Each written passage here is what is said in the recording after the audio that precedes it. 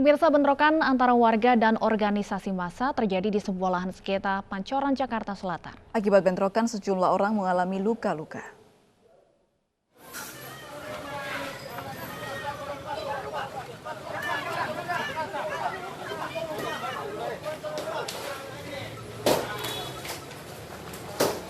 Warga dan anggota Ormas di Pancoran Buntu, Jakarta Selatan terlibat bentrokan di tanah sengketa sebuah perusahaan milik negara. Kedua kubu saling serang menggunakan batu dan benda-benda tumpul.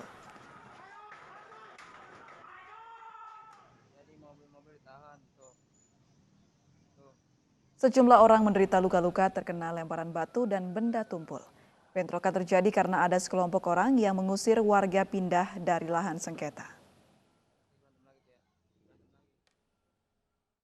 Kami secara tiba-tiba kaget juga ya. Tiba ada massa dari luar dengan rombongan membawa motor. Itu turun di pinggir jalan, langsung mengevakuasi orang-orang yang di dalam posko, barang-barang yang dikeluarkan, dan membabi buta langsung membongkar. Memang ada perselisihan antara warga dan beberapa warga yang lain yang boleh kita sebut mungkin salah satu organisasi masyarakat. Nah, di situ tadinya perselisihan diawali dari lahan yang diakui oleh salah satu perusahaan milik negara, satu lagi oleh warga yang mengaku memiliki hak atas dasar waris. Nah, perselisihan itu sudah ada pelaporan melalui laporan pidana maupun perdata. Namun pada saat itu terjadi kesalahpahaman dari kedua belah pihak.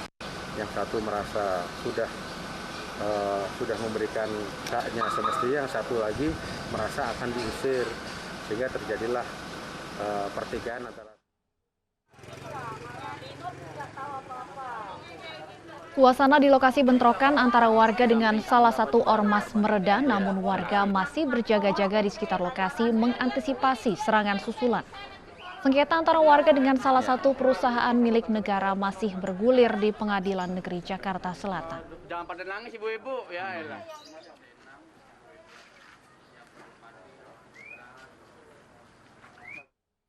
Pemirsa, buntut kerumunan warga yang menyambut Presiden di Maumere, Nusa Tenggara Timur, Presiden Joko Widodo dilaporkan ke polisi. Pelapor adalah Koalisi Masyarakat Anti Ketidakadilan.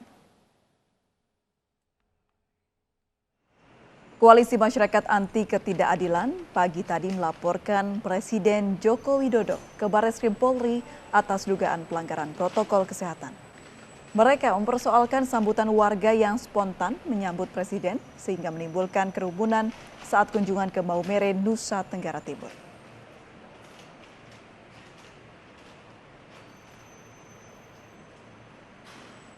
Tahun 2020 itu undang-undang tentang corona. Jadi persiapan pemerintah itu luar biasa untuk menangani. Tapi dengan melihat video tersebut, kita miris. Kok bisa Presiden selaku pemimpin tertinggi, pemimpin pemerintahan ada di tempat tersebut begitu. Jadi miris gitu loh Mbak. Dan kita merasa di mana letak penegakan hukum, ya kan? Penegakan prokes dalam hal ini yang akhirnya seperti kita menghancurkan sendiri hukum yang kita. Sebelumnya kerumunan tercipta karena masyarakat antusias menyambut Presiden Joko Widodo di tengah perjalanan untuk meresmikan bendungan Napan GT di Maumere, Nusa Tenggara Timur 23 Februari lalu. Mobil Presiden tidak bisa melaju karena warga sudah mengepung dan Presiden pun menyapa warga sambil mengingatkan untuk memakai masker. Kerumunan warga yang menyambut Presiden menuai komentar beragam dari warganet. Di antaranya, kerumunan warga dianggap tak sesuai dengan kampanye protokol kesehatan. Sementara menurut pihak istana, kerumunan warga tercipta spontan karena ingin menyambut Presiden.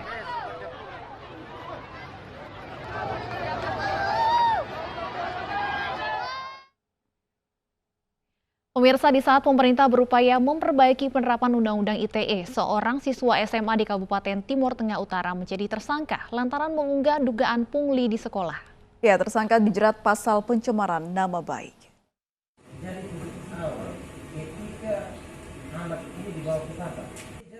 Penerapan Undang-Undang ITE kembali memakan korban. Ironis, kali ini undang-undang kontroversial tersebut menimpa seorang siswa di Kabupaten Timur Tengah Utara, Nusa Tenggara Timur. SN menjadi tersangka setelah mengunggah dugaan pungutan liar di sekolah adiknya.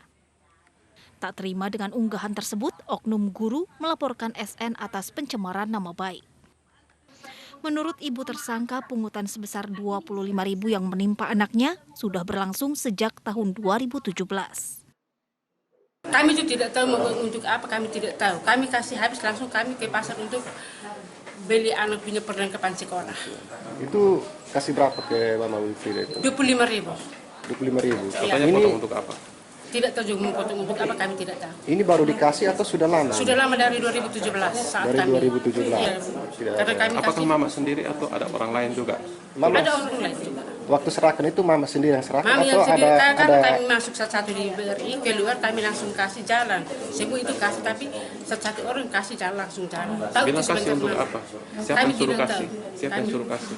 Akan tidak dia Mami ini dia panggil kami bilang kami mau kasih satu orang 25.000. Jadi kami tidak tahu itu Mami itu sebentar dia mau kasih uang itu mau kemana kami tidak tahu.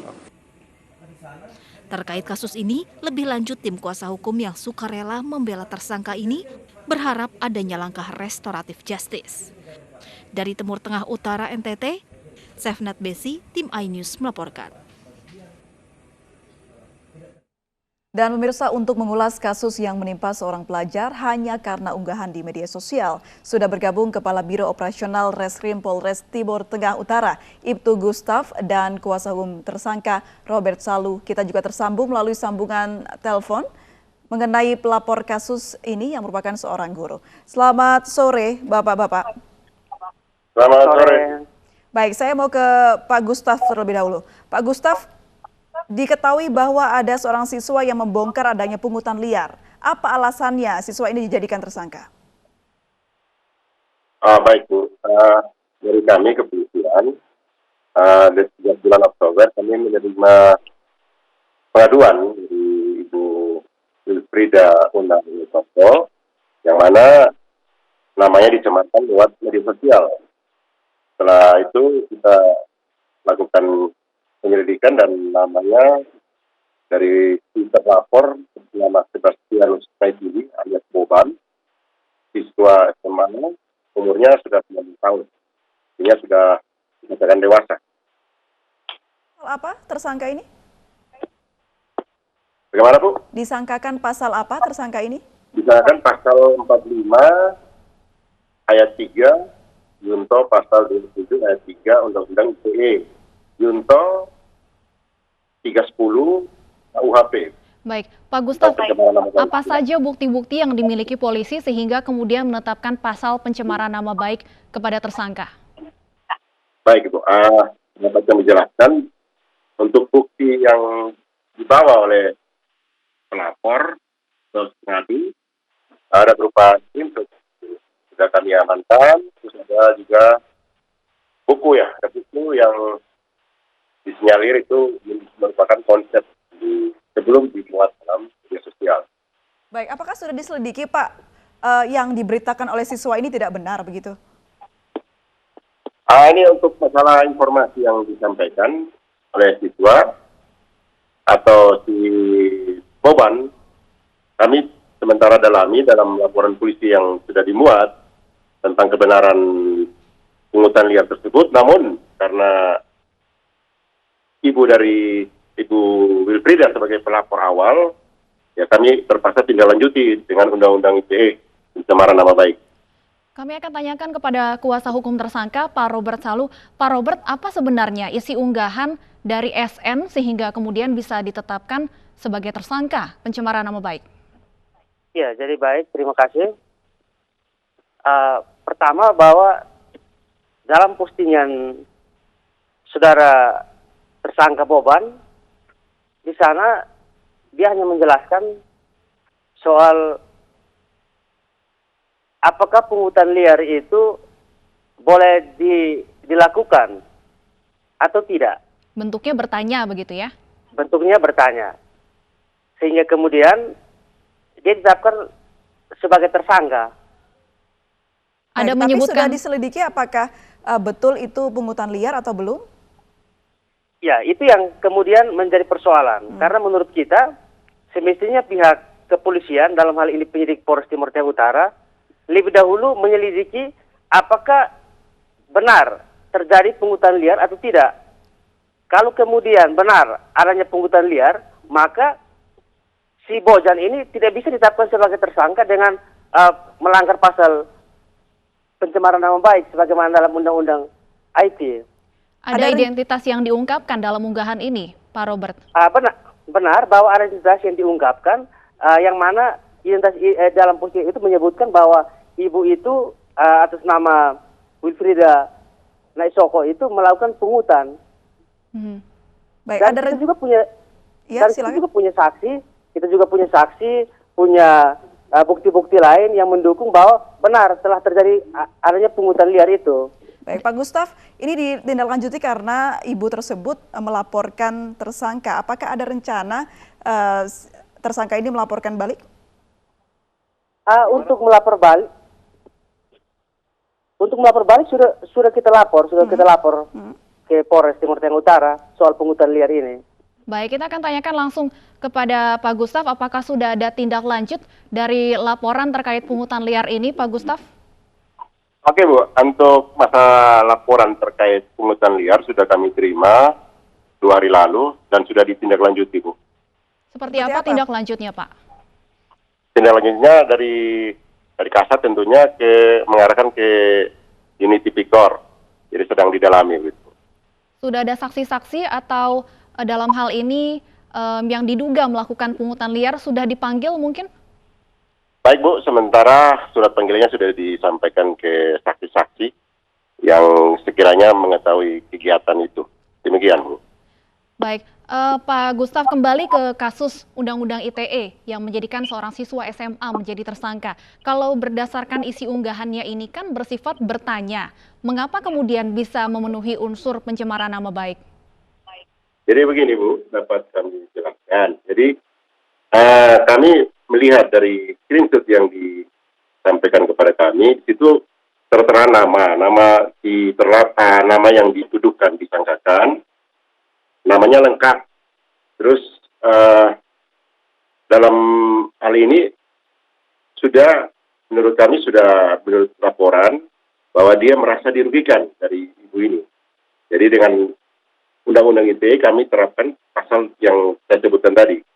Dan screenshot ini juga kami sudah tetapkan sebagai barang bukti juga. Ini tentunya menjadi sorotan karena baru saja beberapa hari yang lalu Kapolri mengeluarkan surat edaran terkait Undang-Undang ITE untuk mengedepankan restoratif justice agar jangan sampai hal-hal seperti ini saling lapor kembali terjadi. Bagaimana kemudian nantinya Polres TTU ini akan menindaklanjuti kasus ini? Betul Bu, jadi kami selaku anggota Polri diperintah langsung oleh Bapak Kapolri melalui surat telegram.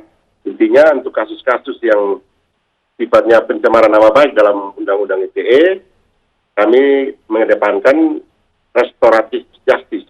Dan itu sudah kita lakukan, kemarin dulu juga ada satu kasus yang sama, kita sudah restoratif justice dan sudah berhasil. Namun untuk yang kasus ini sudah kami lakukan tadi, hadir juga Pak dari pengacara, tapi kami belum mendapat kesepakatan. Jadi kalau sudah dilakukan restorasi justice, kenapa sudah ditetapkan tersangka siswa tersebut, Pak? Begini Bu, prinsipnya kami menerima laporan, kami tidak lanjuti. Ada tidak mengesampingkan proses hukum yang ada, dan itu dilaporkan sejak tahun lalu Bu, bulan Oktober, dan ini perintah dari Kapolri kami baru terima dan kami tidak lanjuti juga perintah Kapolri. Terakhir kepada Pak Robert, apa langkah hukum yang akan dijalani atau dilakukan ke depannya, Pak? Ya, jadi tentu dari kita menghormati proses hukum, kita juga sementara berupaya untuk bagaimana kita pendekatannya adalah restoratif justice, sehingga kemudian tidak terjadi polemik yang berkepanjangan. Toh kalaupun hal ini tidak bisa dilakukan, ya kita pasti akan bersiap untuk membuktikan di pengadilan apakah klien saya ini terbukti atau tidak. Dan saya bisa pastikan bahwa klien saya ini tidak bisa kemudian ditetapkan sebagai tersangka dengan pasal pencemaran nama baik. Karena apa yang dia sampaikan itu adalah sesuatu yang benar. Baik, tentunya kita akan menunggu tindak lanjut dari kasus ini. Kita semua berharap sesuai dengan surat edaran Kapolri, restoratif justice bisa dikedepankan dalam menangani kasus ini. Terima kasih Pak Robert dan Pak Gustaf sudah bergabung bersama kami di iNews Sore. Pemirsa, seorang balita tewas terbakar, ibu korban histeris. Kami kembali usai jeda berikut ini.